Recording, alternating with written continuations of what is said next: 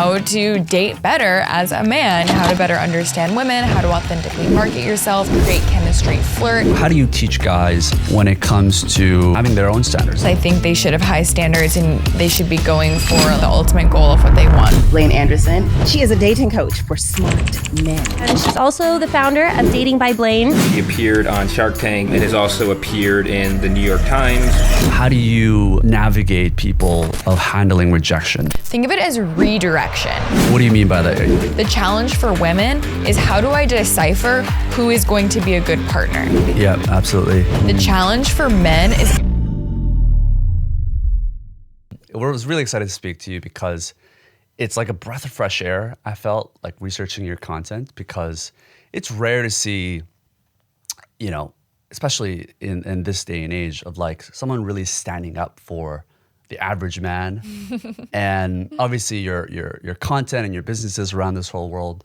But I'd be curious to know, like, well, first of all, for people that haven't heard about you, what's the story there of getting into dating coaching for men? Yeah. You know, did you just have a lot of guy friends that were asking you advice?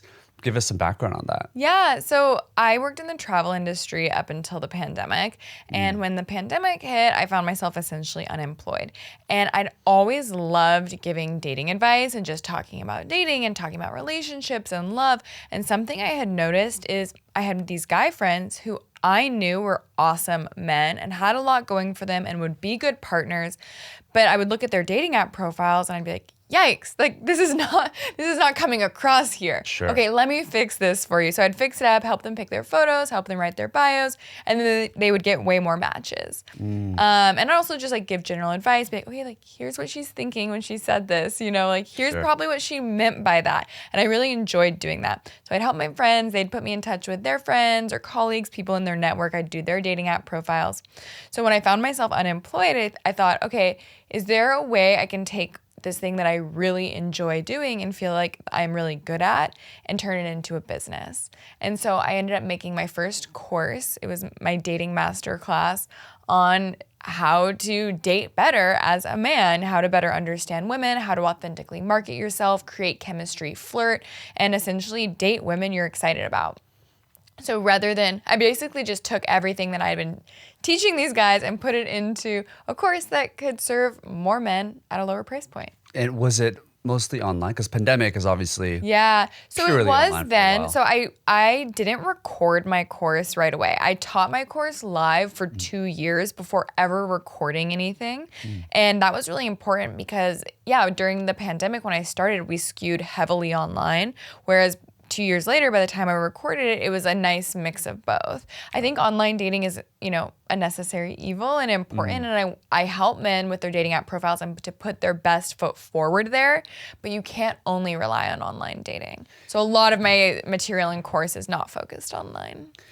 Why is dating so hard today? How long do you have? Yeah, speaking from someone that has been recently single now, I'm curious. Like, it's been 2 years for me. It's like, coming up into this era, I'm like, oh my God. Yeah, I think dating has always had its challenges. They're definitely unique today because we have social media, we have dating apps, just which adds to the challenges. And those aren't things that we have evolved to understand or to know how to communicate with. It's not crazy that people are bad at texting or bad at online dating. We've been only experiencing that for a very short period of time. If you look at the evolution of humans, we've only been using the written word for a very short period of time. And now you're expected to communicate in 150 characters through a little screen. That's kind of crazy.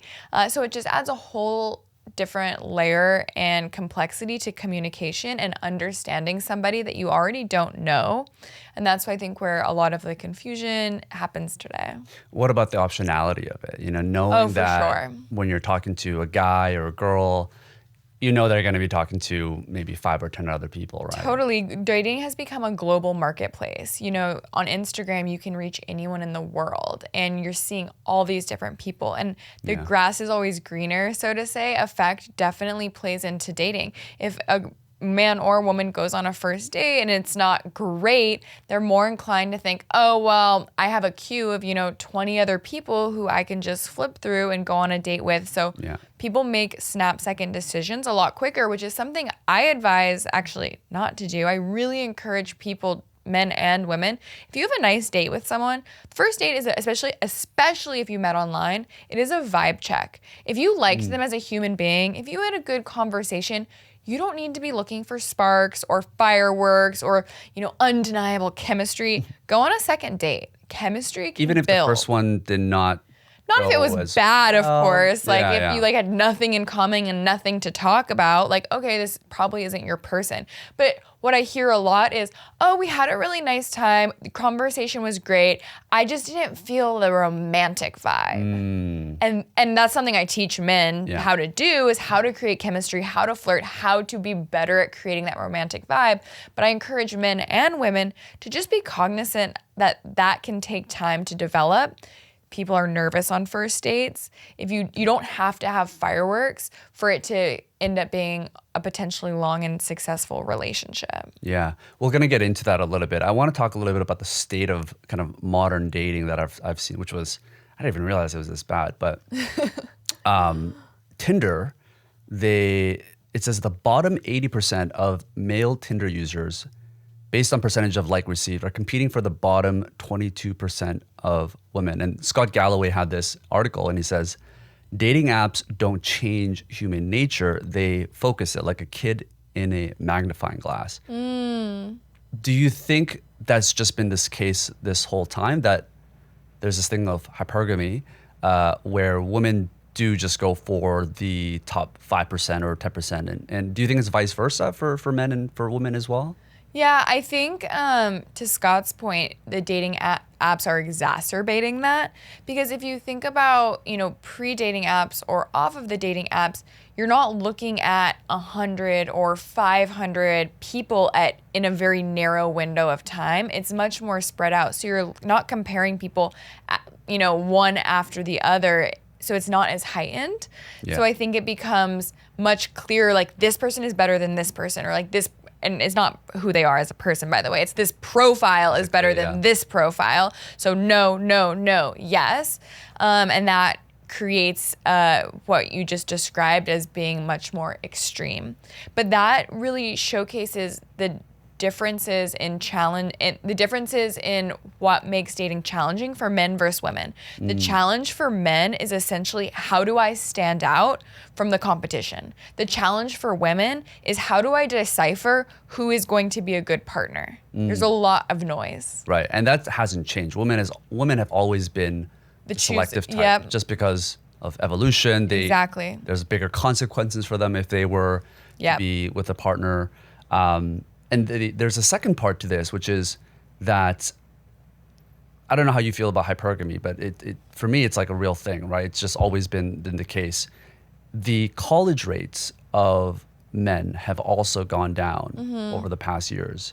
And generally there's a correlation with earning income with college rates as well, meaning that women actually have a higher college admission rate than women. Where do you kind of see that going? If this is a future trend that's going to continue, do you see that becoming pretty much like a very difficult place to date for women and men? Yeah, I think I did I conducted some research around loneliness last year.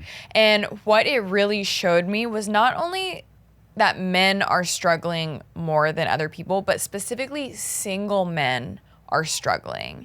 And I do think that, we are continuing to see that and heading in that direction, and talking about it and having these conversations can hopefully help skew things back the other way. But I think both men and women are finding themselves in a place of things are evolving. Relationships aren't as traditional as they once were. Yep. And some people, and I think it goes both ways. Some people are like, that's great, that's for the better. I don't want a traditional relationship. I want to be who I am, and like, I don't need a partner in that role. But then I think you see another subset of people who are much more, they have like coined the term trad, where they are more traditional and they, Trad. yeah, and they're seeking. Trad and traditional? Or Yeah, what? yeah, exactly. Okay. Like traditional, the trad, like, and there's like the trad housewife or the trad like relationship dynamics. Like, yeah, now that I've said it, you'll start seeing it on TikTok. Yeah. But where people are saying like, we've swung too far away from that, and we're actually more meant to be in these traditional roles, and that's what I want, and that's what's going to make me happy. So that's a little bit different than the question you maybe asked, but I think getting honest about, I don't think there's a right or wrong way, to be honest. Everyone is entitled to seek out what they want in a relationship, but I think veering away from what has been expected in the past has created confusion and led to men feeling like a bit lost in the dating space. Yeah, and it's different depending on where you're listening to this. I'm seeing a lot of people are in the US here, but I live part of my time in South America, and it's completely different, right? The traditional values and the roles there have still been instilled, and it is confusing to come to places like here sometimes where I don't really know what I'm gonna get. It's not like I'm dating a lot here either, but it is confusing a little bit of like, where are the roles placed here, and what's she expecting? Right. Is she gonna freak out if I open the door because she's independent, or is she gonna go crazy if I don't? It's kind of hard to displace that. So I can see why that's confusing. But we were talking about kind of having guys set their own standards. Like, how do you teach guys when it comes to having their own standards? Do you want them to have very high standards up front, where it might be a little bit harder for them to get those dates, but it leads to better long-term perspective? Yeah. Or how do you navigate that? Yeah, so overall, yes, I think they should have high standards, and they should be going for like the ultimate goal of what they want, who they want to have a long-term relationship with, who they could see themselves marrying. Yep. A few things with that though. I always recommend casting a wide net, because oftentimes what a guy thinks he might want or need in a partner isn't ultimately what is going to make him happy in the long run, or necessarily what leads to this person being a good partner. So I definitely recommend keeping an open mind and casting a wide net, like top of funnel, so to say, and going out with a lot of different types of women and getting to know different types of people and understanding what you want and what actually resonates with you once you get to know someone. That being said, a lot of guys will ask, well, she's out of my league, or like, how do I say this? Like they're seeing women that are out of their league, and Putting them on a pedestal. Yeah, and my response is then level up yourself. Right. If you're not liking the women that you currently have access to, or you're currently going on dates with, you can change that. You can date higher quality women by leveling yourself up and focusing on yourself. Sure. Yeah, and I think part of that is just in the beginning, you kind of have to know what you want. If a lot of men don't really know what they want, even me, I have to think about that. I have to be self-aware after being in a relationship. Like, okay, what is it that I want now? And it changes, I feel, every couple of years. Totally. So when you're talking to guys about nailing that down, what are the questions that you should ask? Yeah. So I really encourage everybody to write out a list of must-haves, nice-to-haves, and don't needs, and really chat. And like you said, that can change over time with age based on what you're looking for. But challenge yourself on those things. For example, I'll have clients who say, oh, I really want a woman who has higher education or went to an Ivy League school, because maybe that's what they have. But is that really what is going to make a good partner or a good mother? What is it that, why do you want that? Oh, maybe you actually want somebody who you can have intellectual conversations with. Okay, well, that's a very different thing than needing her to check a specific box. Or you want somebody who looks a certain way. That's maybe a little bit different, but like, okay, you want somebody who is shorter than you or taller than you. This go for men or for women. Okay, you want, challenge yourself. Is that something that is actually going to matter if you're looking for a long-term partner in the long run? Is that going to have effect if this person is a good mother or a good father? No. Okay, maybe it's a nice to have because you realize like you like to feel a certain way with the person you're with and you want to feel small or you want to feel bigger, but it's probably not something that it needs to be filtered for on your dating app or should be a reason you do or don't go out with somebody. Yeah, absolutely. One thing that, as I've done more self-work on myself, is education kind of hit me triggered because growing up in a very traditional Korean family, I've always been taught to go to the best institutions, to be, it's very like exclusive in terms of who they want to pair you up with. First question they ask is what university they went to. And I'm like, is that really something that matters to me? Or is this something that my mom wants? And I think it's good to be aware of that, is like, who are you trying to prove when, are you trying to show off your partner or is it actually something that matters to you? Yeah. And I think you nailed it. Like it's probably important because you want to have the intellectual conversations, but it's not trying to tell someone that they went to this institution or university. Yeah. And don't get me wrong, dating is aspirational for both men and women. Everybody wants to date somebody who they perceive as intelligent and good looking and interesting, and they'll be excited to introduce to their friends and family. But I think getting away from the surface level, checking the boxes of the things they need and looking at how this person makes me feel and what and how they treat me and how they treat others can be helpful for opening up the criteria. Yeah, I agree. The other one that I have found helpful is like inverting that, which is what are your non-negotiables? So if you're kind of on the fence, which happens a lot, like this person is good, but do I really want to take the next step? You can kind of go back to the non-negotiables, which is like, I don't know, for me, it's probably like someone that doesn't really care about their health. That's probably a non-negotiable. What's a non-negotiable for you? Wanting kids. Like, I know I would want kids. You would want kids. Yeah, so if someone doesn't, that's a good I think, and people ask me that all the time. What if, like, when should I bring that up? Like, I don't want kids or I do want kids. Right. When should I talk about that? And it's like, on the first date. There is no reason, like, I think especially people who don't want kids, they feel like, oh, everybody wants kids, and so, like, they're not going to like me. So what? Like, you should rule that person out as well. Like, why do you want to waste your time with someone who wants kids if you're ultimately seeking somebody who doesn't? So I think getting in front of actually those deal breakers early on is absolutely appropriate. Yeah, yeah. And I guess it depends what age you are if you're listening to this as well, but something to consider. It'll change probably over the next couple of years, right? So, yeah, that makes sense. So when someone is trying to, this is something that I also have to figure out now, is whether you're recently broken up or maybe you're just been single and you're looking for something serious, rekindling my relationship with rejection is something that I've had to overcome and still overcoming. Is the relationship wasn't really a thing for when I was in a relationship, right? Because you don't get rejected, right? Yeah. Especially with the opposite sex, it doesn't really matter. And I have to rebuild that because I think the reason why something like porn is so harmful for people is the level of dopamine you get plus the ease of accessibility. And I think for a lot of men, it's a real thing. Like a lot of men are very addicted to porn because they don't have that healthy relationship with rejection. So when they see rejection as so harmful, the easiest thing they can go to is something like porn or whatever it might be. Yeah. And how do you navigate people and your clients of handling rejection? Yeah.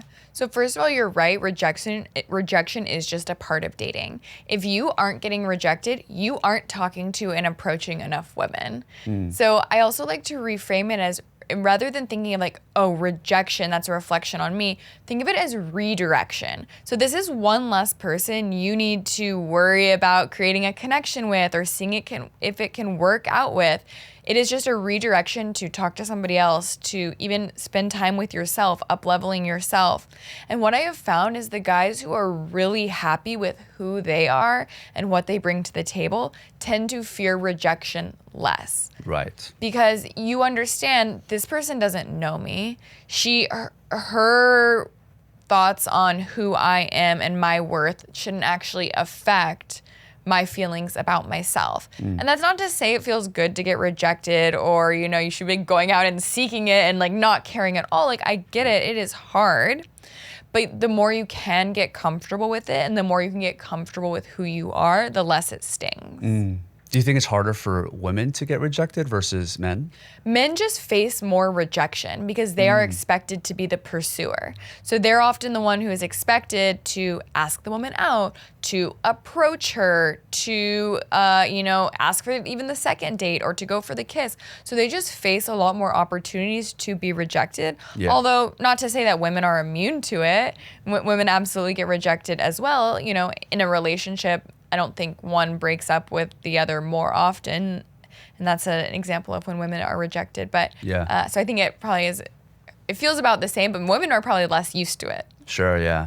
I thought there was like a recent stat when it comes to divorce. It was something like 70 or 80% of women initiate divorce now. Really? And it's even higher if the woman is educated.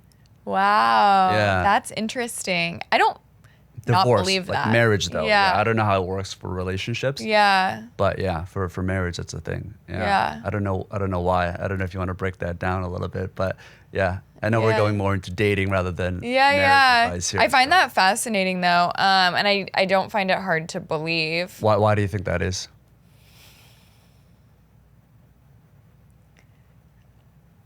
I'm trying to think of like an articulate way to Just say it. yeah. You don't have to be articulate. Yeah. Maybe men get complacent.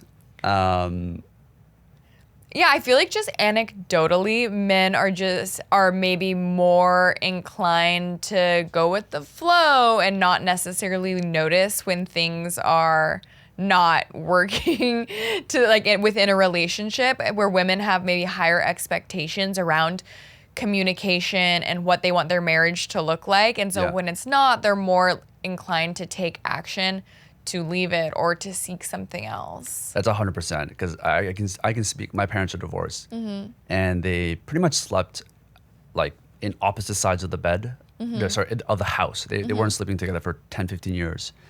And then as soon as my mom could take care of us on her own, it was so obvious. Yeah. That she initiated the divorce, and my dad was like surprised. Blindsided. He was blindsided. And he didn't want to get the divorce, and he was trying to fight for it. And I'm like, everybody knew. Like it was so obvious. So I don't know. It's certainly that I think men are not as aware of that, or maybe they're just willing to go through it. But I'm sure there's other reasons that weren't. And maybe they're less, they feel the need less for an emotional connection. They're like, okay, the house is like getting cleaned. We're like all being fed. I'm bringing, I'm going to work. I'm providing for my family. Like, isn't that enough? Where women feel more like, no, I want an emotional partner. I want somebody to connect with deeper. I want to feel that on a different level. Yeah.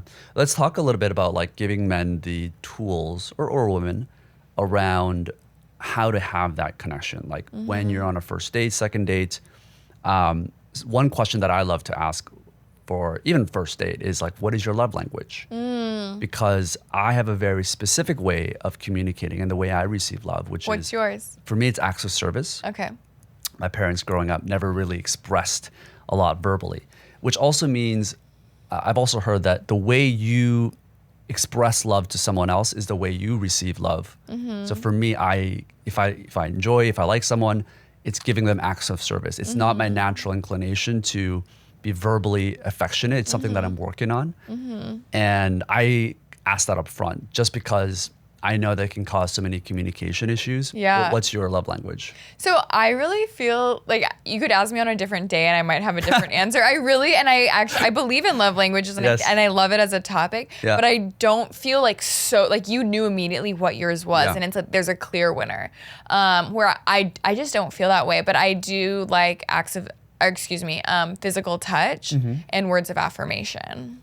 You can also go back to the way your parents gave you love. Is that something you remember? Like, this is how I know my dad or my mom. Yeah, those actually, I feel like big hugging family, big like saying I love you family. Yep. So touch, words of affection. Yeah. Yeah, that makes sense. Yeah, but I mean, like, who doesn't love a gift? Sure, but you could. It's gifts is it can be confused also with acts of service. So for sure, like if you're giving a Louis Vuitton bag, that's probably just a gift. It's not really thoughtful, but it's a thoughtful gift where they gave you an experience, or they gave you like a handwritten note. Yeah. That can be acts of service combined as well. So it does vary. But I had an ex-boyfriend years ago who was definitely gifts. It was like if there was a problem in the relationship or like things were rocky, it was like gifts. And looking back at his childhood, it was the same. His parents were very material oriented, like maybe he didn't get attention from his parents, but he got a lot of things. What was his background? What do you mean? Like nationality wise? Oh, white. Like American? American, yeah. Okay. Oh. I would have figured like Russian or something. Here, take this. Stop crying. No, and it was interesting watching that play out though, like in a relationship. And you felt that wasn't enough in the end? It wasn't. I mean, I wouldn't say that was the reason it didn't work out, but it wasn't how I communicated love. Sure. So love language is my favorite one. What are some other ways that people can build that instant connection and help them communicate better in general and moving forward? Yeah. So one of the things I notice a lot of my clients get wrong, and again, I have a sort of a specific client who I work a lot with, is they tend to be very smart, analytical, technical men. And so one of the things they struggle with is creating chemistry and creating that emotional connection. But they're very good at creating intellectual connections. So they might go on a first date and talk about work and actually be quite good at forming an intellectual connection where the woman leaves the date and it's like, oh, he's a really nice guy and he's really smart, but I didn't see him as a romantic partner. Right. So we work on, okay, how can you create more of an emotional connection?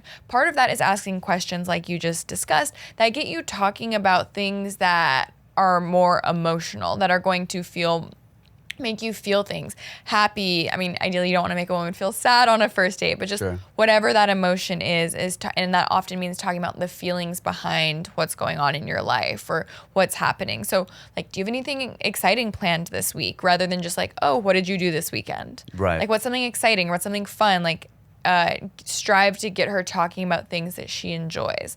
That's from a conversational standpoint.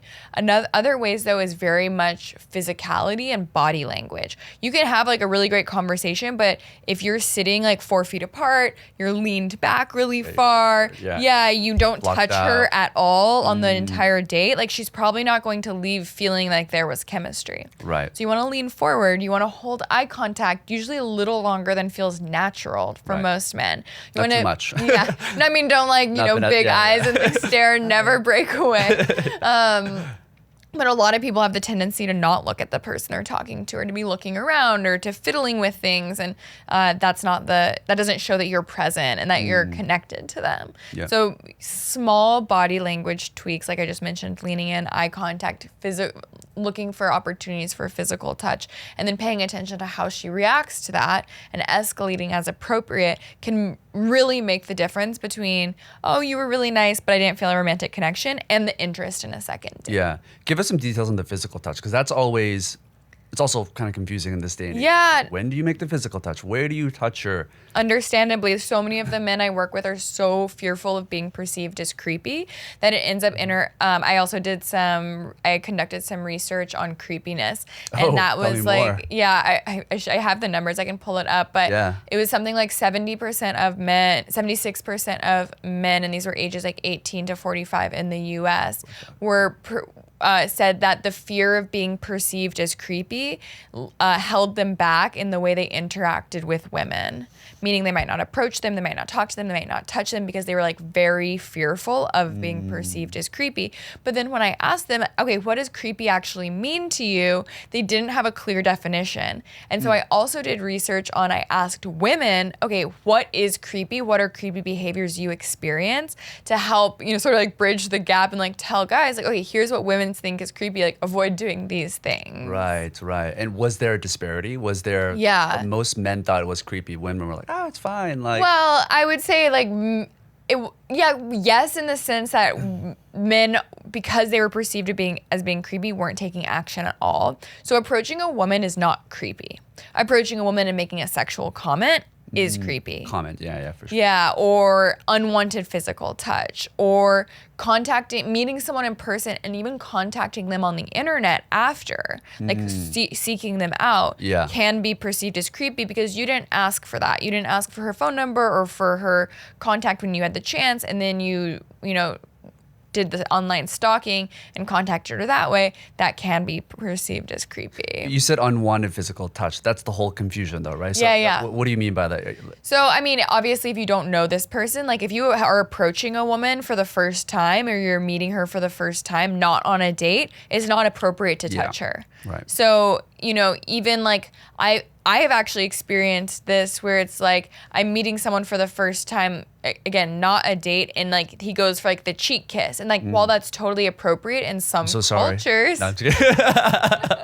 if this is like a total stranger like at a bar, like I'm not comfortable with that. Yeah. It's funny because it's so normal in Latin In America, Argentina, Spain. and but I feel like it's also, I mean, this is like not gonna be helpful because it's not like an answer that people can replicate. But like, there's a difference between it being like a natural cultural thing where you're like in Latin America, or like I said, I lived in Argentina, and you're meeting a friend of a friend, and it's very natural to do the cheek kiss, and then like having a guy at a bar who is clearly like looking for something from you, and then like him going for a cheek kiss, where it's like, no, like this feels like you are just like invading my personal space. It's so different because like also my parents, like, I don't know, maybe I got my first like real hug from my mom and like when I was like 17 or 18. Oh my gosh. And my ex-girlfriend was Argentinian. Oh, okay. So when I went to go see her parents, I was so like blown away. Yeah, they're like kissing you and touching kissing, you. hugging, like, her dad was kissing. I was like, oh my God, like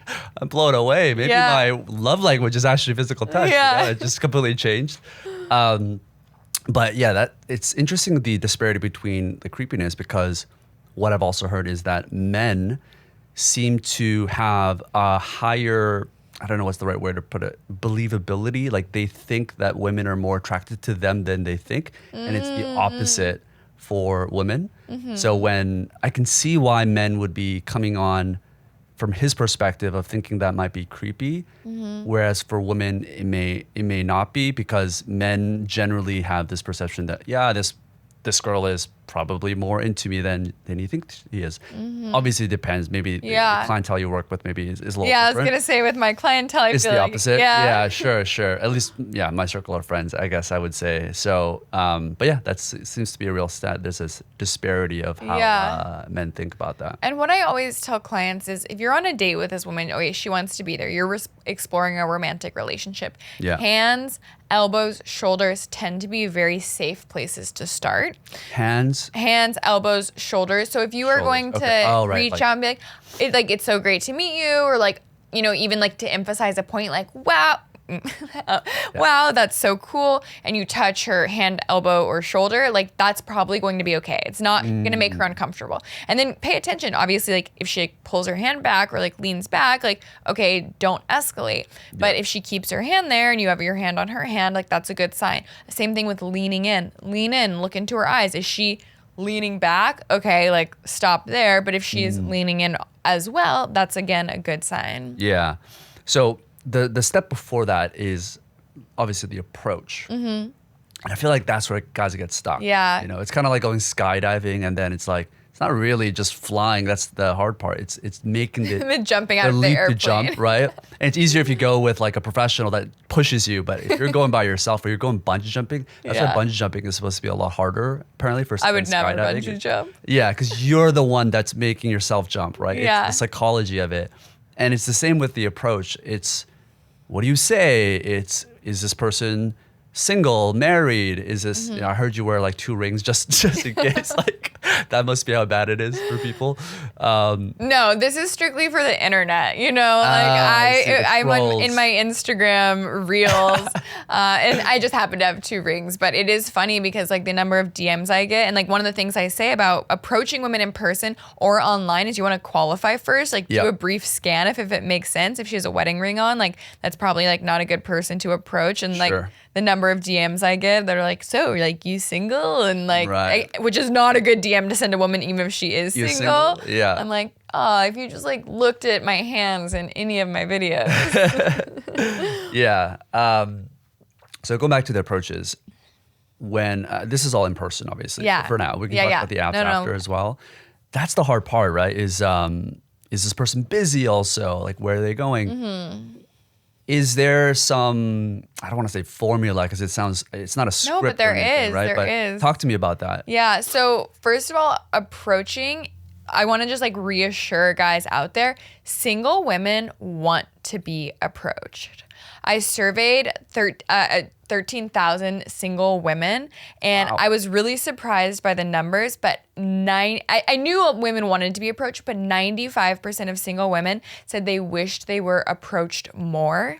And 98% of women said they would rather meet their boyfriend in person than on a dating app. For sure, yeah. So first of all, so just guys, be approaching the ladies. They want it. But not all approaches are created equal. So you need to understand the environments that are good for approaching and not good for approaching. And then again, yeah, you don't necessarily want a script that you're reading from because that's going to come off as inauthentic and be a turn off and feel, usually robotic if you're reciting somebody else's lines.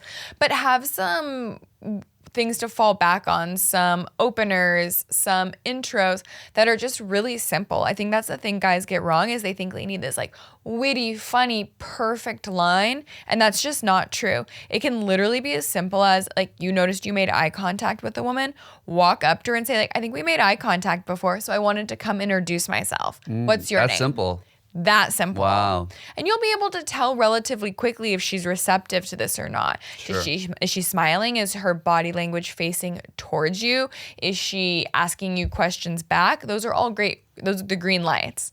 Is she, does she have her headphone like one out and like looking at you like, what? And like, answering very short. Okay, that's a sign like, nice. Well, it was nice to say hello, nice to meet you, and move on. It's okay. And the other thing that guys often get wrong is going in and wanting to get the phone number. You should not be approaching with the objective of getting a phone number. You should be approaching with the objective of getting to know this person. Then if she proves to you, okay, she seems interesting. She seems like someone I want to get to know more. She seems like she's single and also interested in me. Right. Then you can ask for the phone number. Right. But if you aren't getting those green or even yellow lights, then nice to meet you and move on. That's so true about the phone number part is so many guys where they're at a bar and they're with friends. The whole thing is an ego thing, right? So yeah, of course you're interested in the girl, but you don't want to come back to your guy friends without some sort of proof that that she wants you or whatever it might be. And they don't even focus on the conversation. So then they kind of just go for the kill, right? Exactly. And like then- trying to impress other people or not, I think like they're thinking one step ahead and that gets in the way. Right. And then, yeah, they might be nice and give you the phone number, but then she'll never contact you again. Yeah. And I hear that. It's like, well, she gave me her phone number. Why didn't she text me back? And it's like, well, did you create a connection before you asked? Sometimes for women, it's just easier to say yes and give the phone number. But if you haven't created a compelling reason that she wants to stay in touch with you or she wants to go on a date with you, it's not going to actually lead to the date, which is the ultimate goal. Yeah. These days, it seems to be like getting their Instagram or other ways of getting in contact, and then just DMing. What are your thoughts on like taking a old school approach, which is like getting the phone number on like the back of a napkin, and then actually calling them? Because otherwise, I feel like you're dealing with the dating app issue, which is you're one of the many other guys or girls that is just in this little text box versus calling them it feels like it's just old school and it's more memorable. Yeah. So I don't know about the phone call. Yeah. That maybe it's taking a little too old school. You think so? But I definitely like the phone number and then the text message because you're absolutely right. You're one of a million on Instagram. And I think the more mature, intentional route is to ask for the phone number. And then the only reason I have nothing against a phone call, but because it can be surprising and not what most people do, they might be more inclined to be like, not answer. Like, why is this person calling me? Sure, So yeah. sending a follow-up text message, in my experience, is just the most reliable route. Well, yeah, I guess it also depends on how the connection was. If it was Totally. like super short, maybe don't call them. But if you had a Yeah. really good conversation, Or if it's a you're friend of a following up- friend. right? If there's some connection, yeah, I think that makes sense.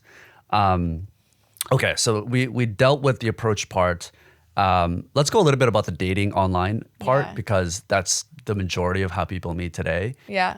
Is it the same thing where like you don't want to have a formula in terms of like a script, but you want to have something that's reliable? And how do they get more attention in Yeah. the world of Bumble, Tinder, all that? Totally. So one thing I will say is I actually, back talking about approaching and online dating, they're so different, but they are both so important for your top of funnel strategy. I like to think about dating as a funnel. like a sales strategy? Yeah, it's like a funnel. How do women react to that? I don't know. That's a good question. Yeah, comment below. Yeah, let us know. Yeah. But I just created a mini course that is just about how to approach women because it is something that is so challenging. And then I also have a course that's just about online dating because you really have different things to consider in both, but they are both equally important for meeting more people and getting even if you're great at the down funnel portion, if your top of funnel doesn't have, leads coming into it, then nothing else matters. Yeah. So with online dating, the biggest thing I see that men get wrong is they just have bad profiles. And as a man, back to your point from the beginning, if you don't have an exceptional profile, you're not getting any matches. What's exceptional? Great photos. So high quality photos that showcase what you look like, no question what you look like, showcase your lifestyle, your hobbies and interests. Again, we don't just want 6 headshots. Yeah. They should be a variety of photos. Compelling, interesting bio and prompts, ideally something that can make her smile and gives her something to ask about or piques her interest. So like, I want to know more about this thing that he talked about. And that's really it. And then you need some proof points. You want to verify your profile, link your social media just from a safety perspective of like, Right. okay, this guy is who he says he is. Although if the other parts are completed well, that usually becomes less important because it's like, okay, he looks like a real human. Sure.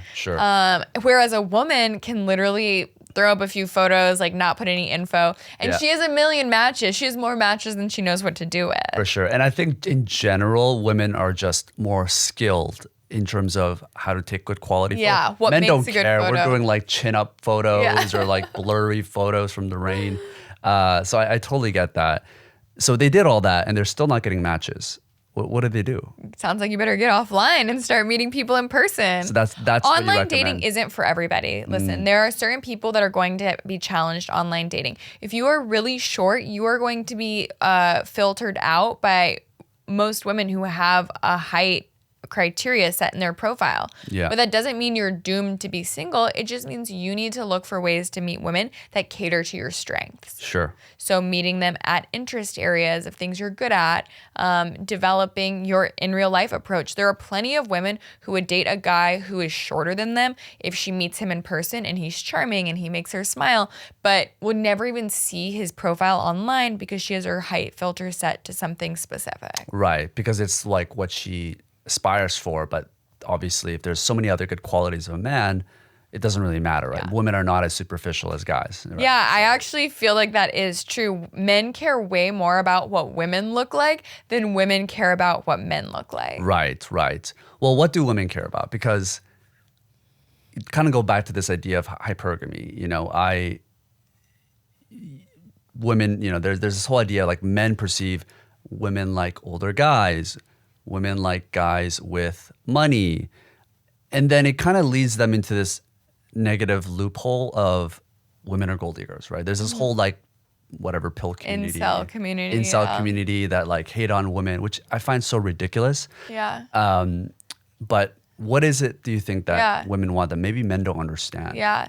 So both of those things that you just described, like a man being older, okay, what does that tell us? That she doesn't like him because in years he is older, but that probably means he's more mature, he's more established, maybe he's more confident. Women want a guy who is high status. And ultimately, what is like high status, you hear that all the time. Okay, it's so vague. What does that ultimately mean? But she wants a guy who's going places, who looks like he can provide for her and a family if that's something she wants. It's like women are gold diggers, all they want is money. And it's like, no, but being able to provide is attractive because having a steady career also shows your ability to commit, your ability to persevere, your ability to focus. These are all attractive qualities in a partner. And so, you know, showing respect to yourself, to others. And it's another thing like guys I'll see say like, oh, like women want assholes. And it's like, no, women don't want assholes, but there are certain traits associated with being an asshole, like looking out for yourself, like being confident, standing your ground, that are also attractive in a man. So you can be kind, but still stand your ground and put yourself first and respect yourself. And that's going to be attractive. And you take that back to evolutionary or you look at that in the context of evolution and you take it back to caveman times. Does she want the caveman who's bending over backwards for everybody else and, you know, putting everybody else before himself? Or does she want the caveman who's taking action, not scared of what other people think, going out and getting shit done? That's attractive. Yep. But you still, that's the confusion, right? It's people think you have to be either the nice guy or the asshole. And it's not, like the world doesn't work that way. Yeah. You can be both. And I think that's the clarity that people needed. You can be kind. You can be present. You know, we talked about that earlier. Just being present, looking at somebody, actually listening to them, asking thoughtful questions. You can do that and then still have boundaries and respect yourself and put yourself before a complete stranger. And that can make for a great first date. Yep. There's a book called The Artist Reduction by Robert Greene. It doesn't sound as douchey as people think it is, by the way. Like he's written some of the most like credible books. But he summarized the kind of this core competency skill of seducers in one sentence. And he said that they're outer focused, meaning they're not in their head. They're not thinking about what to say. They're not self-conscious. They're purely outer focused in terms of how is this person reacting? How do they feel? What questions should they ask? And I found that really interesting. Is like, that was a good tip for people that maybe get nervous when they're in particularly like an in-person conversation.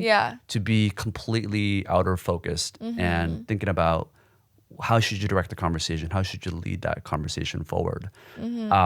What are some other tips you recommend for people to be more inner confident or to be more charismatic? Yeah. So let me think about that. I'm going to get a sip of water too while we're at it. Yeah. Like for me, the times when I feel most confident are pretty simple. It's like when I take care of myself, when I'm going to the gym, when I'm disciplined, and that self-respect that I have for myself comes out because I know I've done the work on myself, and it doesn't really matter what other people think because only I know the work that I've done. So yeah. Confidence doesn't come from external validation. If it is true confidence, like what you just touched on. And that's what I tell my clients is if you want to feel more confident, spend time getting good at things. So this doesn't mean getting good at dating, but it could be anything that you enjoy. Like get good at bowling. That can be a source of confidence for you. Get good at stand-up comedy. Those are things that you can be confident about. And you know, depending on where you're starting from today, it can be helpful to write a list of 10 things that you're confident or 10 things you love about yourself and refer back to that. Read that before dates.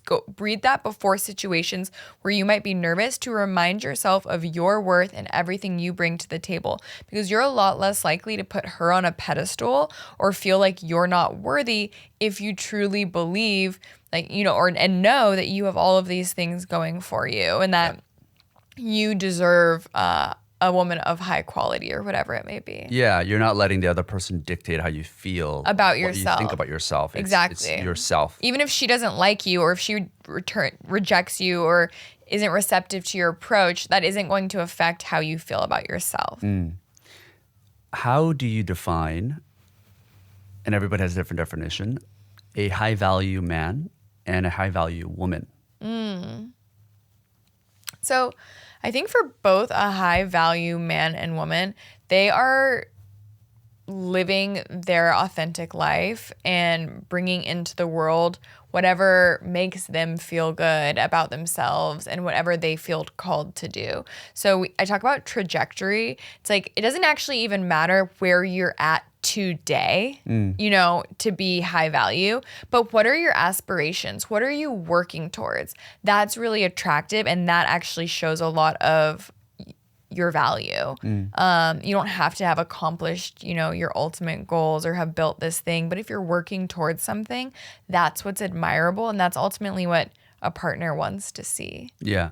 So that can be a way to sort of like assess, I think, value in someone. I agree. Do you think that that differs for, do you think like high value characteristics are different for men and women? So for example, like is like, let's say for beauty or money, let's say, does a woman with a lot of money, does that automatically put her in a high value woman?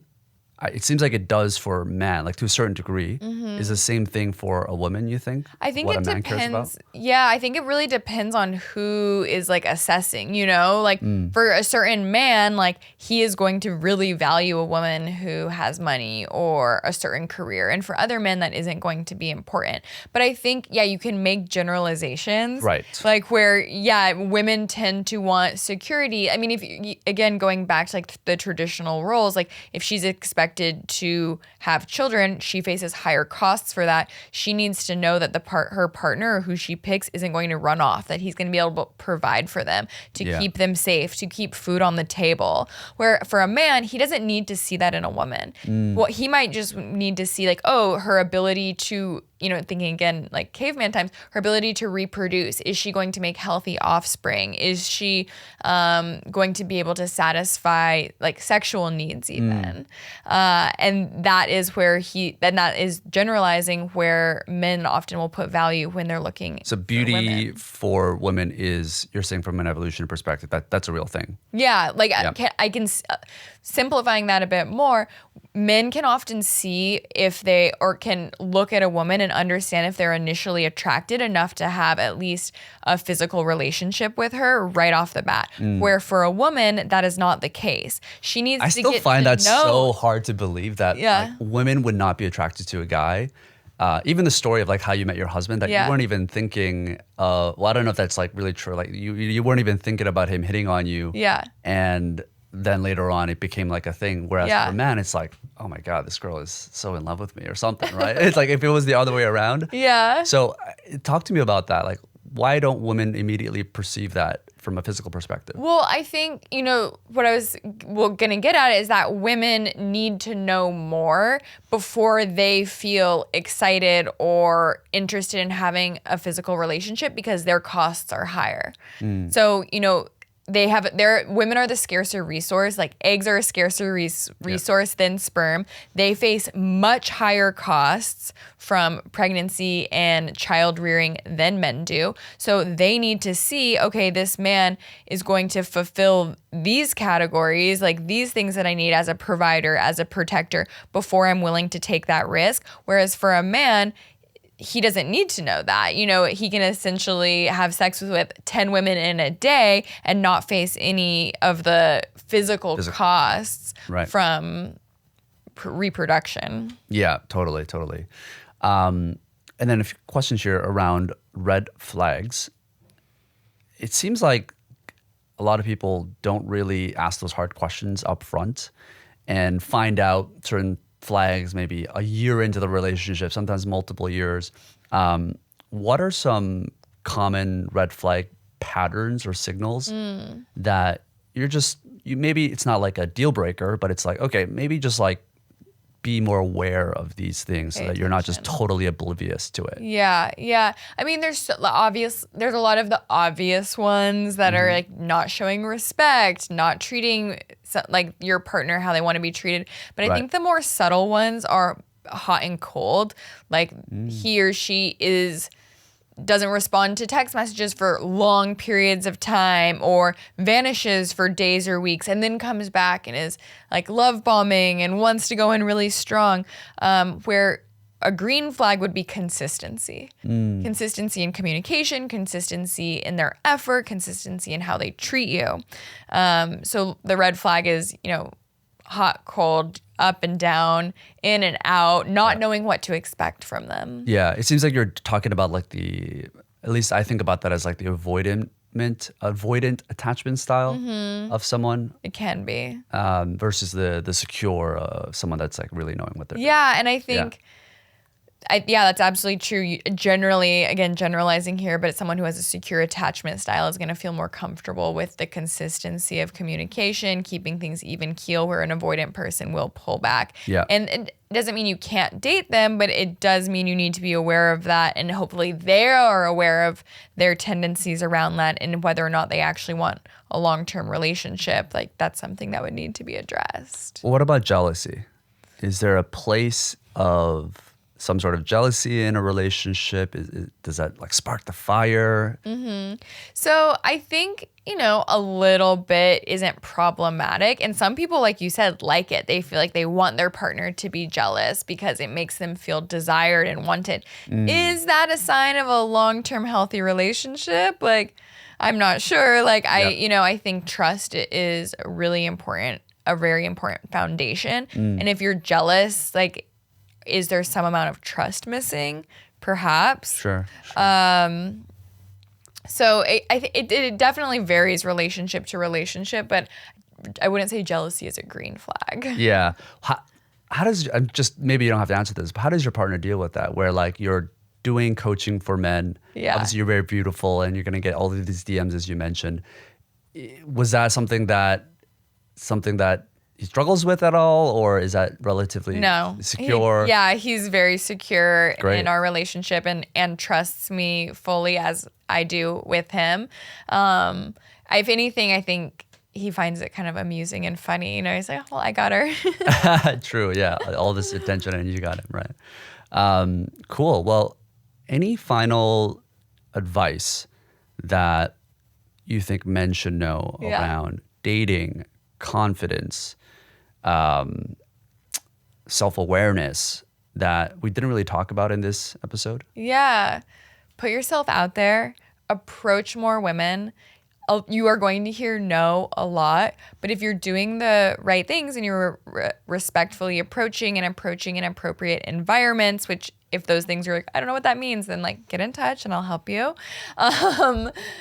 You are going to meet more women. You're going to get better at it. Success builds. It's a snowball effect. Yeah. And I think that is a really great way to increase the quality of your dating life. Yeah.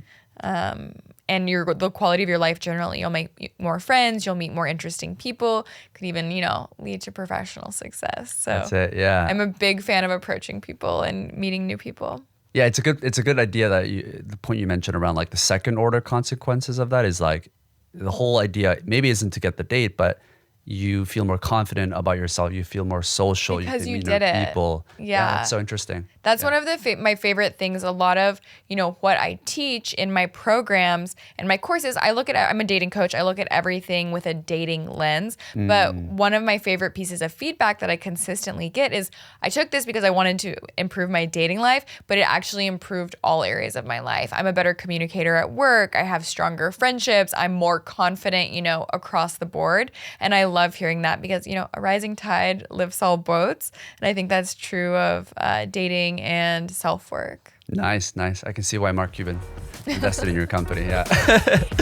Okay. Well, thank you so much, Blaine, for coming on the show. Where can people find you online? Yeah, I'm online at TikTok, Instagram, YouTube, at Dating by Blaine and datingbyblaine.com. Beauty. All right. Thanks so much for coming on. Thank you for having me.